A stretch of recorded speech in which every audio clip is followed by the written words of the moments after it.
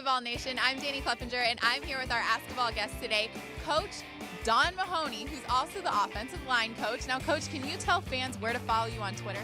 Yeah, UT Coach Mahoney. All right, now before we get to your first Twitter question, I've got to ask you, your offensive line, a lot of them are going to be playing their final game at Neyland Stadium. Do you even need to pump them up for next Saturday's game? Not at all.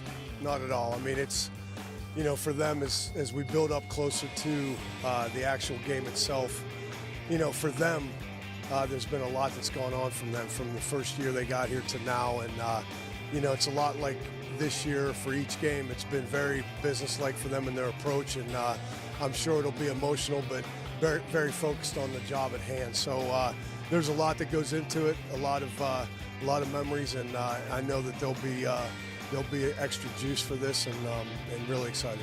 Now, bouncing off that comes your Twitter question from @BroadwayLewis.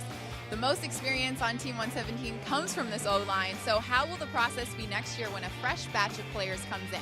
Well, it's a lot like Jawan James has said too. Just today, Austin Sanders had a stripe taken off his helmet, and the O-line pride is something that the guys take a lot of pride in the fact of the hard work, the mentality, all the players before them, and what we need to continue to do as far as working hard, and guys that really need to step their game up, and all these guys that are leaving a week from Saturday.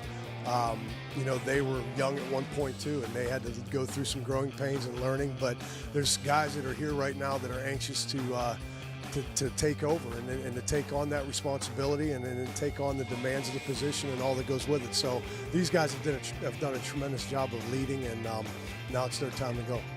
Now, in this off week, I've got to ask you, is there any TV shows that you're planning on catching up on? Maybe, hopefully a Seinfeld. Hopefully a Seinfeld. I'm a big Seinfeld guy, and just every episode's always a good one, and maybe I'll catch that at some point. Your kids don't dominate the remote?